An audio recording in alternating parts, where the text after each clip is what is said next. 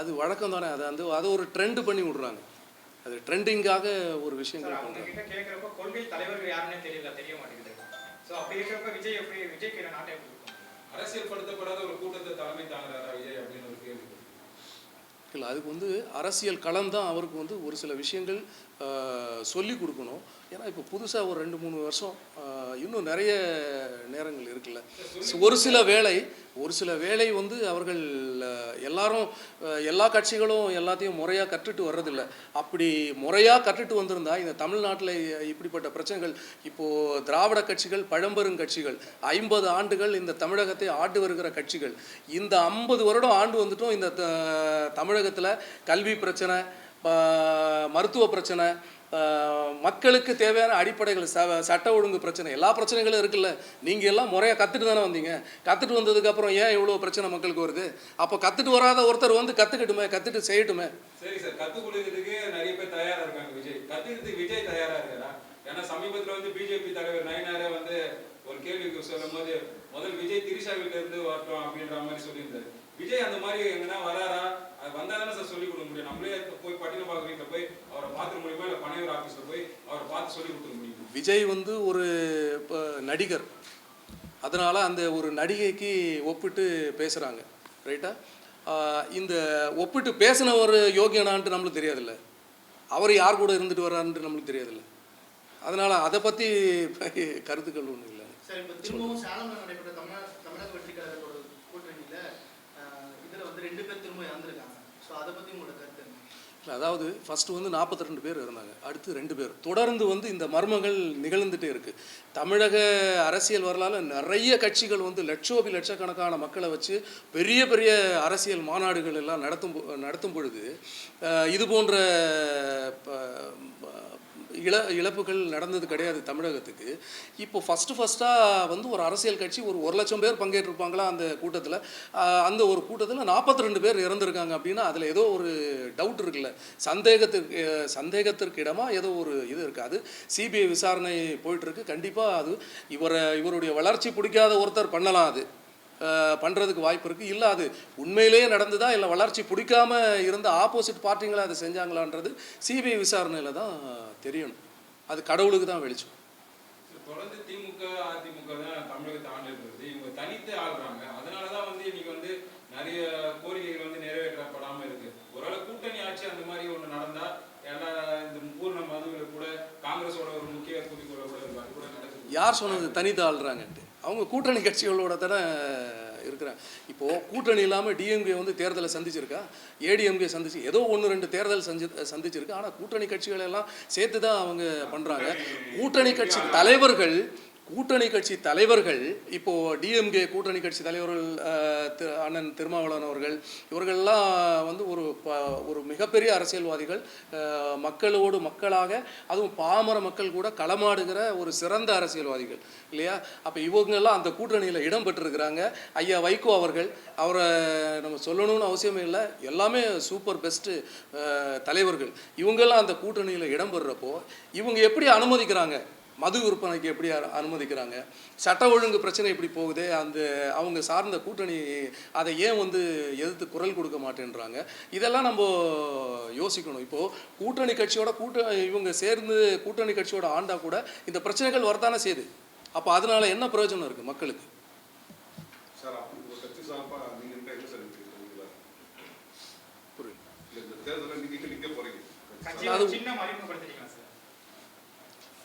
ஒன்றுமே இன்னும் இது பண்ணல. எங்களுக்கு தேர்தல் இதெல்லாம் 2வது விஷயம். இந்த டைமில் இந்த நேரங்களில் மக்களுக்கு ஒரு சில விஷயங்கள் இந்த கட்சி எடுத்து சொல்லணுன்ற முக்கியமான இது.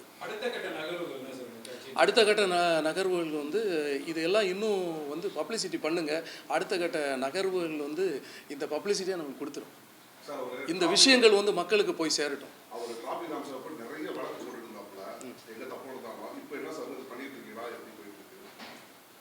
இல்லை, இப்பயும் என் கண்ணால் பார்க்குற எல்லாத்துக்கும் ஒரு வழக்குகள் போடுறோம். ஆனால் அது இந்த கவர்மெண்ட் ஆட்சியில் எதுவுமே நம்மளால் அது யாருமே எந்த நிர்வாகத்தில் இப்போ கரெக்டாக இயங்குது, நிர்வாகங்கள் இயங்குது, அரசு சம்மந்தப்பட்ட நிர்வாகங்கள் எல்லாமே கண் துடைப்பு தான்.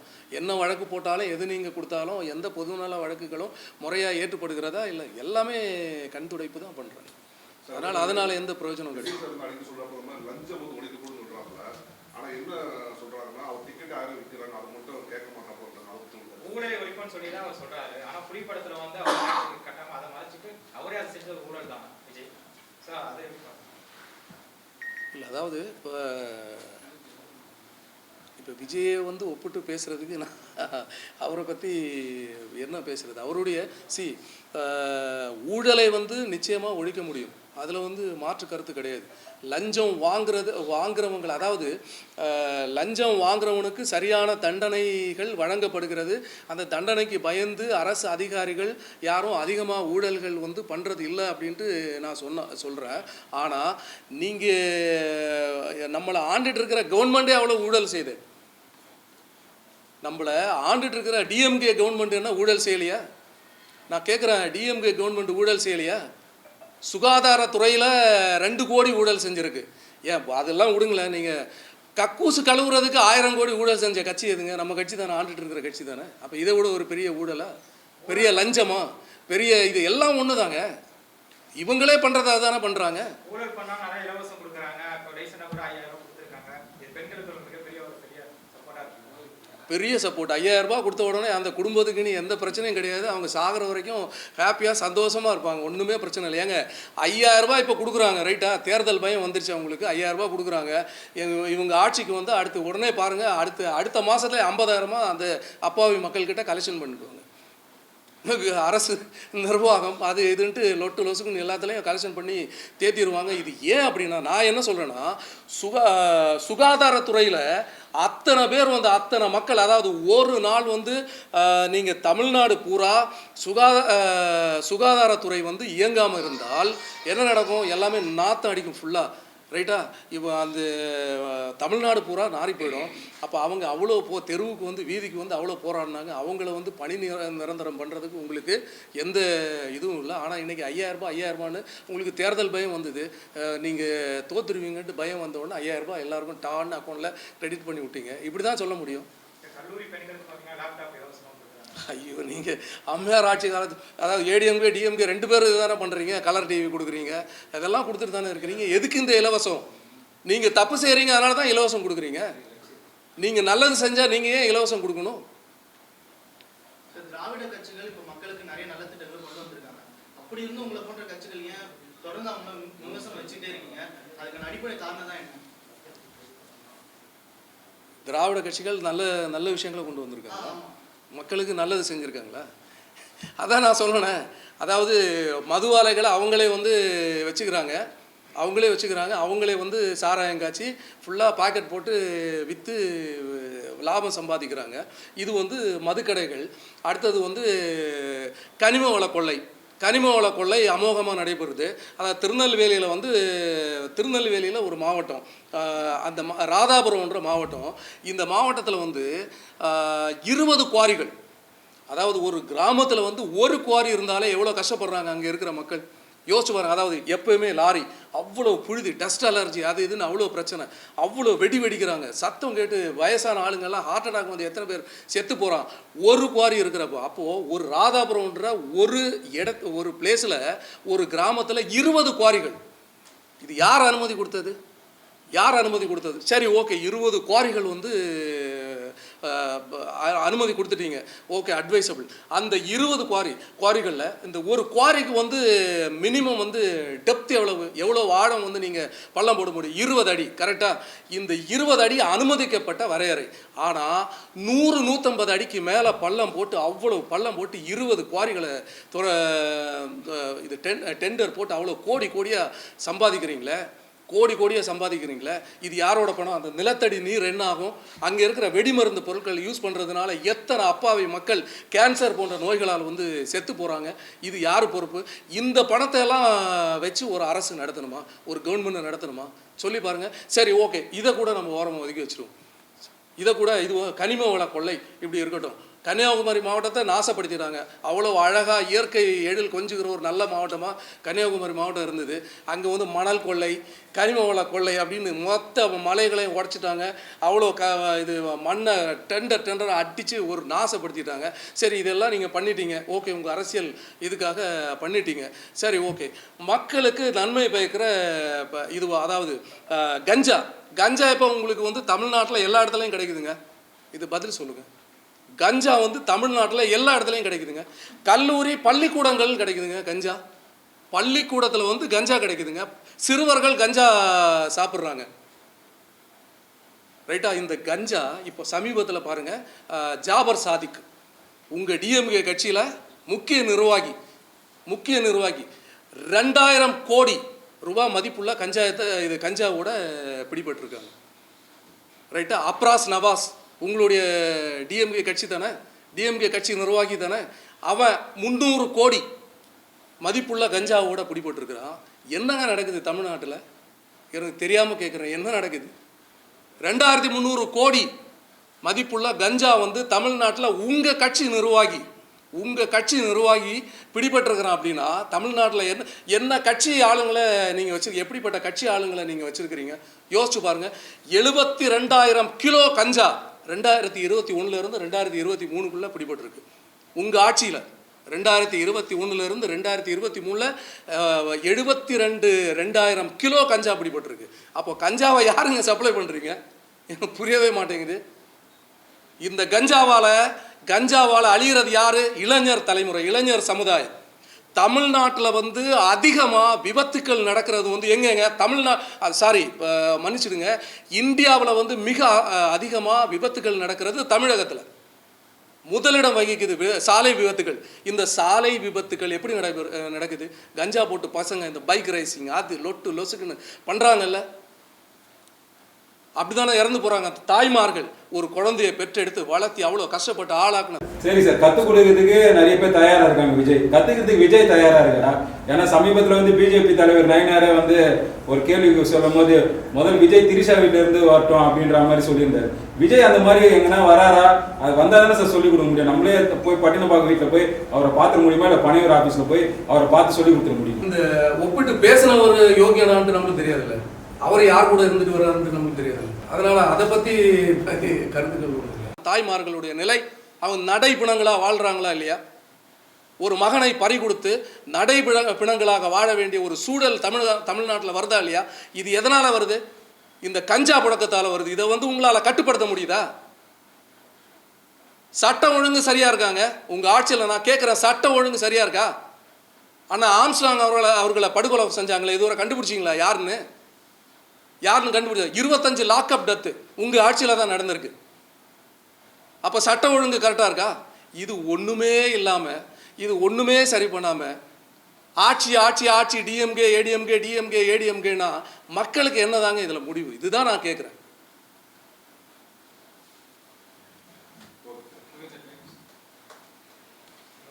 ஓகே. ப்ரெஸ் மீடியா நண்பர்கள் எல்லாருக்கும் என்னுடைய வணக்கம்.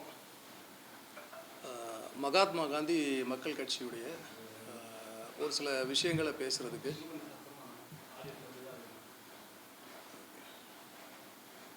ப்ரெஸ் மீடியா நண்பர்கள் எல்லாருக்கும் வணக்கம். மகாத்மா காந்தி மக்கள் கட்சி சார்பாக ஒரு சில விஷயங்கள் பேசுகிறதுக்கு வந்திருக்கிறோம். உங்களுடைய கொஸ்டின்ஸ் ஏதாவது இருந்தால் கேட்கலாம்.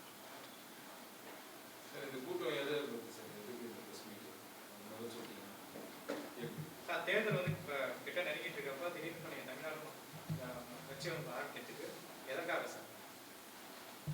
இந்த தேர்தல் நேரங்களில் தான் ஒரு சில விஷயங்கள் நம்ம சொல்கிறது வந்து மக்களிடையே போய் சேரும். ஸோ அந்த மக்களுக்கு ஒரு சில விஷயங்கள், ஒரு விழிப்புணர்வு சம்பந்தமான ஒரு சில விஷயங்கள் மக்களுக்கு எடுத்து சொல்கிறதுக்கு தான் இந்த ப்ரெஸ் மீட்.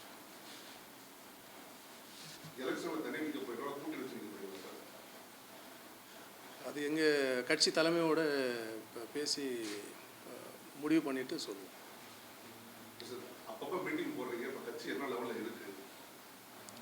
இல்லை, எங்கள் கட்சி வந்து ரொம்ப ஏழை கட்சி, அதனால் கொஞ்சம் ஆக்டிவிட்டீஸ் பண்ணிகிட்டு இருக்கிறோம். ஆனால் நாங்கள் சொல்கிறதெல்லாம் வேறு எந்த கட்சியும் சொல்லாத அளவில் கருத்துக்களை மக்களுக்கு சொல்லிகிட்டு இருக்கிறோம். நான் முதல்ல சொன்னேன், ஏழை கட்சி எங்களால் முடிஞ்ச அளவுக்கு யார் யார், ஏன்னா பெரிய பண பின்பலம் எல்லாம் எங்களுக்கு கிடையாது. அப்போ எங்களுக்கு சப்போர்ட்டிவாக வர்ற ஆளுங்களெல்லாம் ஆர்கனைஸ் பண்ணி எத்தனை தொகுதிகளில் நிற்பாங்க, எத்தனை ஆட்கள் செட் ஆகுறாங்கிற பொறுத்து நாங்கள் சொல்லுவோம். கட்சியுடைய முக்கிய கொள்கை மகாத்மா காந்தியடிகளுடைய கனவு பூரண மதுவிலக்கு. முதல் கொள்கையே வந்து பூரண மதுவிலக்கு. அடுத்தது வந்து இலவச கல்வி, இலவச மருத்துவம் தமிழகத்தில் வரணும். இதுதான் கொள்கை. கூட்டணி தான் நான் சொன்னேன், நம்ம பெரிய செயல்பாடு இல்லாத கட்சி, கொஞ்சம் கொஞ்சமாக தான் எஸ்டாப்ளிஷ் பண்ணி வர்றோம். ஸோ அப்போது எங்களுடைய கொள்கைகளோடு ஒத்து போகிற எந்த அரசியல் கட்சி இருக்கோ அந்த கட்சிக்கு எங்களுடைய கூட்டணி. பூரண மதுவிலக்குன்றீங்க, அது இன்னைக்கு தமிழ்நாட்டில் சாத்தியம் நினைக்கிறீங்களா? ஏன்னா இன்னைக்கு வந்து மதுவோட தான் இன்னைக்கு வந்து ஒரு அரசாங்கமே இயங்குது அப்படின்ற ஒரு பேச்சு இருக்கு. அது இல்லாமல் இன்னைக்கு இவங்க கொடுக்குற இலவசங்களை பார்த்தீங்கன்னா நிறைய இலவசங்களை தராங்க. அதுக்கெல்லாம் வந்து இந்த மதுவில் வர பணம் தான் முக்கிய இது இருக்கு. அதனால பூர்ண மதுவிலக்கு சாத்தியம் நினைக்கிறீங்க? ஒரு துளி மது கூட இல்லாத மாநிலம் குஜராத் இருக்கு. அது மாதிரி தமிழ்நாட்டுக்கு கொண்டு வாங்க. அது கவர்மெண்ட், அது சென்ட்ரல் கவர்மெண்ட்டு குஜராத்துக்கு அதுக்கு கனெக்ஷன் தெரியும். நம்ம எப்பவுமே புறக்கணிக்கப்படுறோம் மத்திய அரசாங்கத்தால. அப்படி ஏன் புறக்கணிக்கப்படுறோம்? அப்போது நம்ம மக்கள் வந்து புறக்கணிக்கப்பட்ட மக்களா? நம்ம ஏன் அரசியல் ரீதியாக புறக்கணிக்கப்படுறோம்? அதுதான் கொண்டு வாங்க. படிப்படியாக மதுக்கடைகளை மூடுவோம் அப்படின்ட்டு போன எலெக்ஷனில் டிஎம்கே கவர்மெண்ட்டு சொன்னாங்க. படிப்படியாக குறைக்கப்படும் அப்படின்னு சொன்னாங்க. ரைட்டா? கிட்டத்தட்ட ஒரு 250 கடைங்களை 500 கடைங்களை இழுத்து மூடிட்டாங்க. ரொம்ப சந்தோஷம், ரொம்ப ஹாப்பியாக இருந்தோம். ஆனால் 500 கடைகளை மூடினதுக்கப்புறம் மணமகள் மண்டபம் அப்படின்னு ஒரு 500 கடைகளை திறந்தீங்களே யாருக்கும் தெரியாமல் பேர், அதாவது டாஸ்மார்க்குன்ற பேரை மாற்றி மணமகள் மண்டபன்ற பேரை வச்சு 500 கடைகளை திறந்தீங்களே. சரி, அதை கூட விட்டுருவோம். இப்போ காம்பன்சேட் பண்ணிட்டீங்க. இப்போ திரும்ப வந்து 1000 மதுக்கடைகளை வந்து புதுசாக மணமகள் மன்றங்கள் வந்து அக்ரிமெண்ட் போட்டிருக்கீங்களே. இதில் வர்ற எத்தனை கோடி டெண்டர் கமிஷன் இதெல்லாம் எங்கே கொண்டு போனீங்க? அப்போ மதுக்கடைகளை வந்து இந்த அரசுக்கு வந்து பூரணமாக வந்து குறைக்கணும் அப்படின்ற எண்ணம் கிடையாது. அதாவது இந்த மது விற்பனையில் வந்து அமோகமான வசூல் செய்து சாதனை படைத்த அரசு அதை ருசி கண்டுட்டாங்க. ரைட்டா? ஏன்னா மது சாலைகளை வந்து மது ஆலைகளை வந்து வச்சிருக்கிறது நீங்கள், உங்களுடைய ஃபேக்ட்ரியில் தான் மது உற்பத்தி செய்கிறீங்க. ரைட்டா? அதை வந்து பேக்கெட் போட்டு தமிழ்நாடு பூரா சாராய கடைகளை திறந்து வச்சு அழகாக வந்து மது வியாபாரம் பண்ணி யாருக்கு விற்கிறீங்க? அதை யாருக்கு விற்கிறீங்க? டாஸ்மார்க் கடையில் யார் போய் மது அருந்துறான் சொல்லுங்கள்? டெய்லி வந்து தினக்கூலிங்க, டெய்லி 1000 ரூபாய் சம்பளம் வாங்குகிற அன்றாடங்காட்சிங்க போயிட்டு மது அருந்துறான். ரைட்டா? அவங்களுடைய காசு ஒரு 200 ரூபாய் 300 ரூபாய் டெய்லி. அவன் 1000 ரூபாய் சம்பாதிக்கிறதுல 300 ரூபாய் கொண்டு மதுக்கடைகளுக்கு கொடுத்து இந்த பணத்தில் அரசியல் நடத்துகிற அரசு நம்மளுக்கு தேவையானதை நீங்கள் யோசிச்சு பாருங்க. 2016 ஸ்டாலின் அவர்களே நிற்கும் போது முதல்ல அந்த அவங்க சொன்ன தேர்தல் வாக்குறுதியிலே வந்து மதுக்கடைகளை முற்றிலுமாக மூடுவோம் அப்படின்னு தான் சொன்னாங்க. ஆனால் அதில் வந்து அவர் தோல்வி தான் அடைஞ்சார், படுதோல்வி அடைஞ்சார் அந்த எலெக்ஷன். மக்கள்கிட்டயே வந்து அதுக்கான ஆதரவு இருக்குன்னு நினைக்கிறீங்க மதுக்கடையில் மூடணுன்றது, முக்கியமாக ஆண்களுக்கு? ஏன்னா மதுக்கடையில் மூடனா சாராய கடைகள் அதிகமாகிடும்ன்றாங்க, கள்ளச்சாராயங்கள் அதிகமாகிடும், கள்ளச்சாராய சாவுகள் அதிகமாகும்ன்றாங்க. அதை பற்றி நான் சொல்லுங்கள். ஹெல்மெட் போடலைன்னா 1000 ரூபாய் ஃபைன் அப்படின்ட்டு நீங்கள் வந்து ஒரு சொல்கிறீங்க, ஒரு அனௌன்ஸ் பண்ணுறீங்க. ஹெல்மெட் போடாமல் போகிறாங்களா மக்கள்? 1000 ரூபாய் ஃபைன் அடிக்கிறான், அதுக்கு பயந்து ஹெல்மெட் போடுறான்ல. மதுக்கடைகள் இங்கே கிடையாது அப்படின்னு சொன்னால் மக்கள் வேறு ஏதாவது, அதாவது மதுக்கடைகளை இழுத்து மூடுவோம் சொல்லி எந்த மக்கள் பிரச்சனை போராட்டம் நடத்துனாங்க? நீங்கள் மதுக்கடைகளை திறக்கக்கூடாது, இது திறந்து தான் ஆகணும் சொல்லி யார் போராட்டம் நடத்துனாங்க? திறக்கக்கூடாது சொல்லி தான் காந்தியவாதி சசி பெருமாள் காலத்தில் இருந்தே போராட்டங்கள் நடைபெற்று இருக்கு. ஆனால் திறக்கணும் சொல்லிட்டு எந்த போராட்டமும் நடக்கலையே. எந்த மக்கள் வந்து உங்ககிட்ட கெஞ்சினாங்க எங்களுக்கு மதுக்கடைகளை எல்லாம் திறந்து வைங்கன்ட்டு? கள்ளுக்கடைகளை பற்றி உங்களோட அபிப்பிராயம்? அதுக்கு மாற்று வழின்னா கள்ளுக்கடைகளை திறக்கணும்னு சொல்லிட்டு ஒரு சாரா சொல்கிறாங்க. உங்களோட கருத்து என்ன சார்? கள்ளுக்கடைகள் திறக்கிறது உங்களுக்கு சரி இல்லை? அதாவது ஒரு மனுஷனுக்கு வந்து போதை தான் வேணும் அப்படின்னா போதை தான் முக்கியம் அப்படின்னா கல் வந்து உடம்புக்கு அவ்வளவு கெடுதல் இல்லை. அது வந்து ஆராய்ச்சி ரீதியாக கண்டுபிடிக்கப்பட்டிருக்கு. அப்போது கள்ளுக்கடைகளை திறந்து வச்சா கூட இதுக்கு பெட்டர் சோர்ஸ் அப்படி பண்ணலாம் சொல்கிறேன். ஆனால் இந்த சாராயத்தால் எவ்வளோ பிரச்சனை நீங்களே யோசிச்சு பாருங்கள். இந்த விஷ சாராயத்தால் டிஎம்கே கவர்மெண்ட் ஆட்சியில் 65 பேர் செத்து போனாங்க. 65 பேர் செத்து போனாங்க. அது மாதிரி மதுக்கடைகளால் இந்த குடிக்கிறவன் பூரா வந்து பாமர மக்கள் தான். டெய்லி வந்து 1000 ரூபாய் 700 ரூபாய் சம்பளம் வாங்குகிற பாமர மக்கள். கரெக்டாக இவன் குடிச்சிட்டு லிவர் ஃபெயிலுவர், கிட்னி ஃபெயிலுவர், அது இதுன்ட்டு எத்தனை தாய்மார்கள் விதவை ஆகுறாங்க. ஸோ இது இழப்பு வந்து முழுக்க வந்து அப்பாவி மக்களுக்கு தான். அப்போ இதை வந்து தொழிலாக எடுத்து ஒரு கவர்மெண்ட்டு, மக்களை ஆள்ற கவர்மெண்ட் ஏன் பண்ணுது, அதுதான் நான் கேட்குறேன். பூர்ண மதுவிலக்கு வந்து திமுக கவர்மெண்ட்டும் பண்ணல, இது வரைக்கும் அதிமுக கவர்மெண்ட் இது வரைக்கும் பண்ணல. இல்லை, இந்த 2 அரசுகளும், இந்த 2 திராவிட கட்சிகளும் மாற்றி மக்களை வந்து ஏமாற்றுகிற இந்த கபட நாடகம் இனி தலைவர் விஜய் வந்திருக்காரு, அவர் இதை பண்ணுவார் நினைக்கிறீங்க சார்? அவர் ஆட்சி ஒருவர் வந்தார் நினைக்கிறேன். இல்லை, அவர் பண்ணுறது வந்து அவர் ஆட்சிக்கு வந்ததுக்கு அப்புறம் தானே தெரியும். இப்போ வந்து நான் சொல்கிறேன், அவருடைய தேர்தல் அறிக்கை வந்து முதல் 3 அறிக்கையே ரொம்ப அட்ராக்டிவாக இருந்தது. அதாவது பூரண மதுவிலக்கு அப்படின்னு சொல்லலை, ஆனால் படிப்படியாக மதுக்கடைகள் மூடப்படும் அப்படின்ட்டு சொல்லியிருந்தாங்க. அது மாதிரி இலவச கல்வி, இலவச மருத்துவம் முக்கியமாக இடம்பெற்றிருந்தது. அதை விட ரொம்ப அட்ராக்டிவாக வந்து கஞ்சா விற்கிறவனுக்கு கஞ்சி அப்படின்னு போட்டிருந்தாங்க. ஸோ அப்போது இதெல்லாமே வந்து பாமர மக்களுக்கு அப்போ ஒத்து போகிற இதுதான். எங்கள் மகாத்மா காந்தி மக்கள் கட்சியோட முக்கிய கனவும் முக்கிய கொள்கைகளும் இந்த 3 தான். அந்த 3ம் வந்து விஜய் அவர்களுடைய டிவிகே கட்சியில் வந்து கட்சியோட தேர்தல் அறிக்கைகளில் இடம்பெற்றிருந்தது. அது நினைக்கிறப்ப ரொம்ப சந்தோஷம். ஏன்னா புதுசாக வந்து இத்தனை கட்சிகள் வந்ததுக்கப்புறம் ஒருத்தர் வந்து அதை பகிரங்கமாக சொல்கிறாரு, எங்கள் கட்சி ஆட்சிக்கு வந்தால் இந்த 3 முக்கிய கொள்கைகளை நாங்கள் கொண்டு வருவோம் அப்படின்னு சொல்கிறோம்ல. அப்போ அவர் அந்த கட்சிக்கு கண்டிப்பாக ஆதரிக்கிறத விட்டுட்டு வேறு வேலையை, எங்களை மாதிரி சின்ன கட்சிங்களுக்கு வேறு வேலையே கிடையாது. நிச்சயமாக அது எப்படின்றது முடிவுகள் வர்றப்போ கண்டிப்பாக சேர்றதுக்கு. ஏன்னா ஒருத்தர் ஒரு கடவுள் மாதிரி வந்து சொல்கிறார்ல, மக்களுக்காக வந்த மக்களுக்காக நான் ஒரு முதல்வர் சொன்னார். அதே மாதிரி இப்போ ஒருத்தர் புதுசாக வந்து சொல்கிறார்ல, அப்போ அவருக்கு சப்போர்ட் பண்ணலன்னா வேற என்ன விஷயம்? அதே விஜய் வந்து மக்கள் இவ்வளோ பேர் இறந்துருக்காங்க, இன்ன வரைக்கும் அவங்க சந்திச்சு வீட்டில் கூட்டு பணியில் வச்சு தான் சந்திப்போ ஒரு இதோ பண்ணுறாரு. அதுக்கு நிறைய விமர்சனங்கள் வந்துட்டு இருக்கு. இப்போ நீங்கள் டிஎம்கே பற்றி பேசுகிறப்போ குற்றச்சாட்டுகள் அடிக்கிட்டே வரீங்க, விஜய் வந்து பற்றி பேசுகிறப்போ அவர் பாசிட்டிவாக தான் நீங்கள் பேசுகிறேன். இல்லை, இப்போ தானே வந்திருக்கிறார். இப்போ வந்திருக்கிறாங்க அவரோட போயிட்டுல இப்போ வந்திருக்கிறாங்க. இல்லை, மக்கள் அவங்கள சந்தித்தாங்க. அவங்க இவருடைய வீட்டுக்கு வர வச்சு அவங்கக்கிட்ட ஆறுதல் சொன்னார். எல்லாம் நடந்தது தான். இல்லை, முறை வந்து அவர் இன்னும் கொஞ்சம் இம்ப்ரூவ் பண்ணணும், அவரை கொஞ்சம் பெட்டர் பண்ணிக்கணும். ஏன்னா அது வந்து அரசியல் களம் ஆடுறப்போ ஆட்டோமேட்டிக்காக அரசியல் களமே அதை அவருக்கு கற்றுக் கொடுக்கும். ஏன்னா இப்போ தானே கேரவன்லேருந்து இறங்கி இருக்கிறார். இனி அவர் கொஞ்சம் மக்களோட மக்களாக களமாடுறப்போ அது ஆட்டோமேட்டிக்காக வரும். அது முடிவெடுக்கணும். இப்போ நான் மட்டும் இல்லை, கடவுள்ன்றது வந்து இல்லை, இது முதலாக தமிழக அரசியல் வரலாற்றில் ஒருத்தர் சொல்லியிருக்காருல, இந்த 3 கொள்கைகளையும் முக்கியமாக வச்சு இதை கண்டிப்பாக நான் செய்வேன் அப்படின்னு சொல்லியிருக்காருல. அவருடைய திரைப்படங்களை நீங்கள் பாருங்கள். திரைப்படங்களும் வந்து ஒரு மிகப்பெரிய ஒரு கிளர்ச்சியை உருவாக்குறது தான். திரைப்படங்களும் இது மாதிரி இந்த பாமர மக்களுடைய பிரச்சனைகளை எடுத்து சொல்கிற பல திரைப்படங்கள் கூட வந்திருக்கு. அவருடைய தேர்தல் கொள்கைகளும் அப்படி தான் வந்திருக்கு.